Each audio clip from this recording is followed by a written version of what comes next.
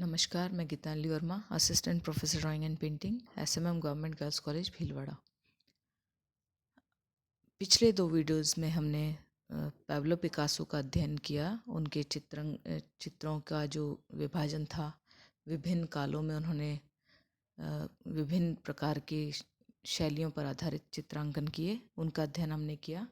और उनकी painting style के साथ साथ वो एक अच्छे मूर्तिकार भी थे, या हम कहें कि एक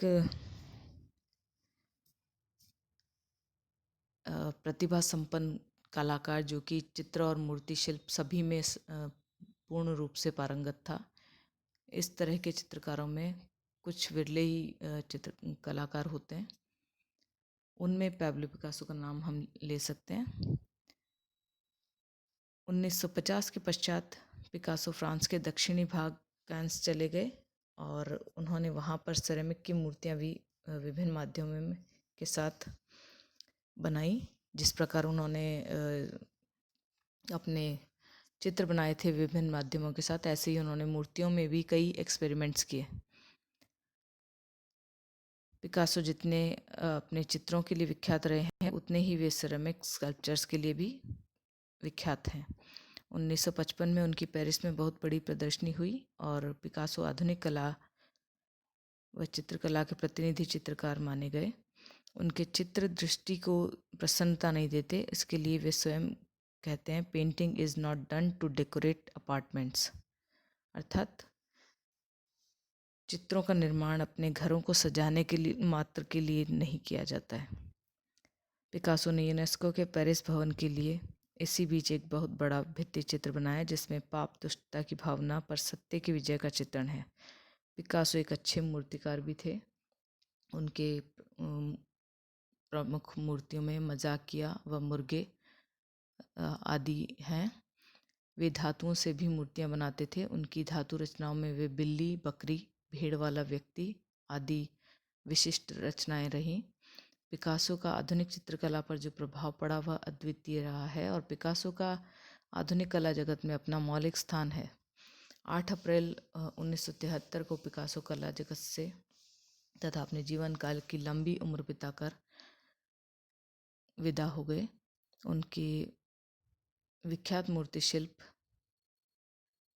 मजाकिया 1905 में निर्मित हुआ, मुर्गा 1932 में, धातु की रचना 1930, बिल्ली 1941, भेड़ वाला व्यक्ति 1943 में पूर्ण हुई थी।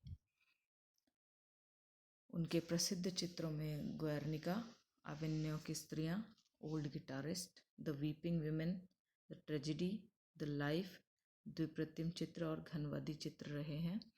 और इन चित्रों का अध्ययन हम इस स्लाइड शो में देख करके कर सकते हैं।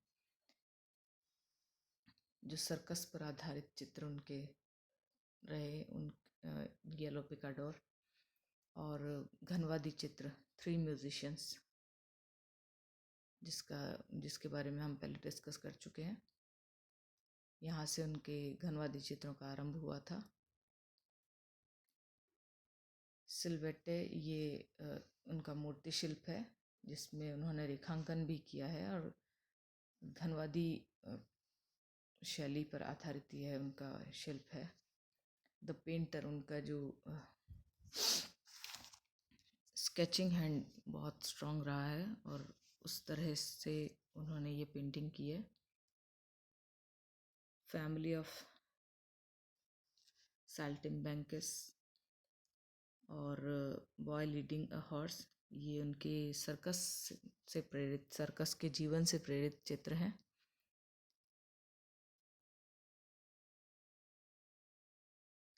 La Lecture reading, the dream, the Reve, ये उनके द्विप्रतिम चित्रों के एग्जाम्पल्स हम देख सकते हैं।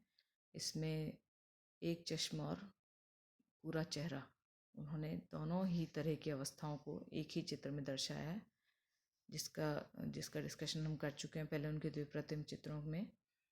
और इनकी एक बिल्कुल अलग शैली हम देख सकते हैं, जिन्हें मोस्ट क्रिएटिव वर्क्स हम मान सकते हैं उनके।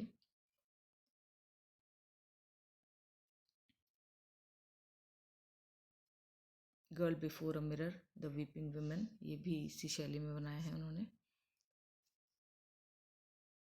यहाँ इमेजिनेशन की जो लिमिट है वो हम देख सकते हैं, कहाँ तक उन्होंने अपनी इमेजिनेशन को पहुँचाया।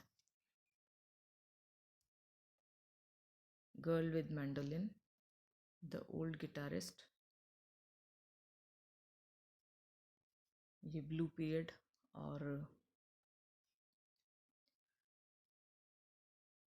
सिंथेटिक क्यूबिज्म वाले चित्र हैं उनके।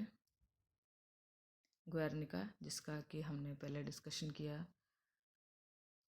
युद्ध की विभीषिका और तानाशाही को उन्होंने इसमें दर्शाया है,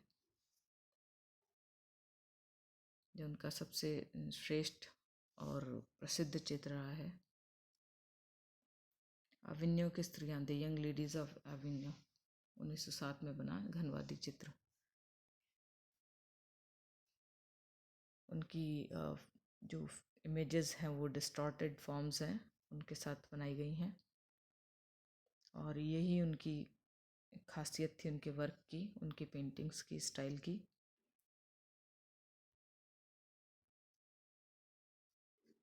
उनके ब्लू पीरियड से संबंधित कुछ पेंटिंग्स और हैं। The girl on the ball, जो सर्कस के जीवन से संबंधित।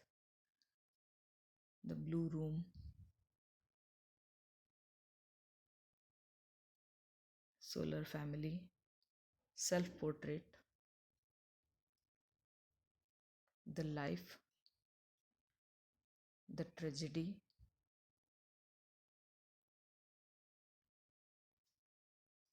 तो इस तरह से हम पिकासो के